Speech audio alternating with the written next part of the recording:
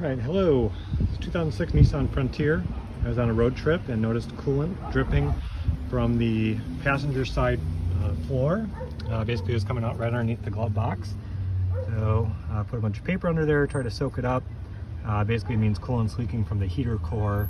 And on this model, the Frontier, removing the heater core involves taking apart the entire dash. Probably several $1,000 repair, or at least multi-week for the hobbyist.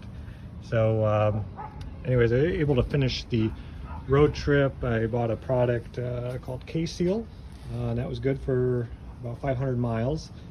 Stopped up the leak, but now it's been a month or two. The leak's returned, and the car needs some sort of repair. So rather than removing that whole dash to replace the heater core, I had an idea. Basically, this is where the coolant lines go in and out of the heater core and the engine compartment.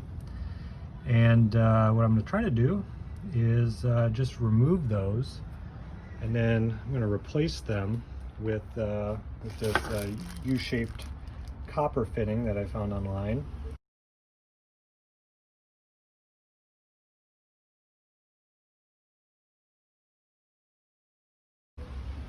So basically just bypass the heater core entirely. And basically for the climate living here, I don't really need the heat very much. So might be a viable fix to get a few more miles out of this truck. So let's see what happens.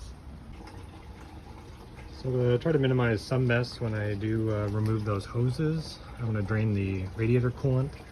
Right now it's pretty much just water left in there because I didn't feel like putting actual coolant back in the meantime to see if this is all going to work. So just draining the coolant off the bottom, just a little plug, little plastic plug, opens with a Phillips screwdriver. I'm just going to let the coolant drain out and then try to disconnect the hoses. Okay, I just removed two 10 millimeter nuts. Did that with that small wrench. Where those are, they're back here against the wall. There's that lower silver pipe. It's part of the coolant system, and you can see the exposed bolt there. There's one there, and one back there too. So that'll give me a little bit more wiggle room on that pipe on the right side. And then I also, as you can see, that one opening's there. That was some sort of a return. I just removed the clamp and just kind of tucked that off to the side to give a little more working room. So I'm gonna try to wrench that one off without causing any damage, and then do the one next to it. All right, after a lot of pulling and trying to make sure I wasn't damaging things, but still pulling hard, I was able to get first that hose on the right off. It's just kind of dropped here out of position, but you can see how it was required to take those nuts off the bolts, so I had a little more freedom. And then this one here as well, was able to get that one off. A little tougher to work on because it's right underneath this line, I think, for the AC system. So now that I got them free, I'm going to see if that U-shaped connector looks like it's going to seal tight or not. I might have to look for a different size of that if it's not right.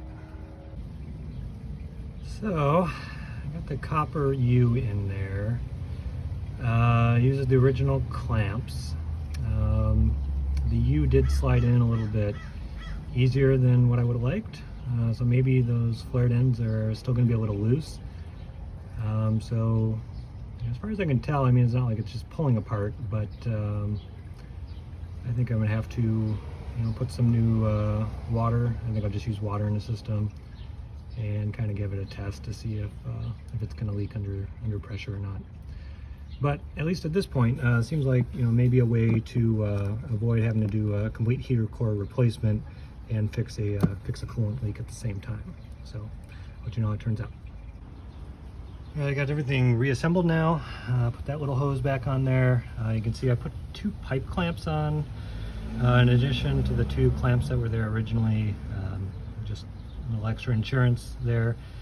And then you notice the bolts against the back there, so the angles don't really allow for that one to line up very well.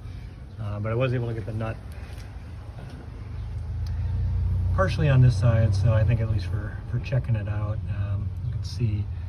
So the plan now, coolant's done draining. I'm just gonna put some water back in there, and then we bring it up to temperature and see if we get any leaks. All right, coolant's been refilled. We've distilled water. It's been running now for about 10 minutes. And so far so good. It's definitely hot. Felt around for leaks and definitely toasty. No drift underneath the car, so it looks like we're holding. And ready for a test drive. So the test drive went pretty well. No leaks observed. You can see how I finally tucked this all away.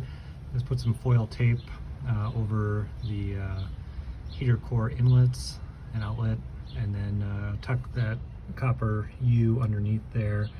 It all seems to fit pretty good. And then on that bolt, I ran a zip tie through everything, just to sort of hold it up into space. But appears to be a decent repair, so this might be an idea if you want to try to avoid a costly heater core replacement.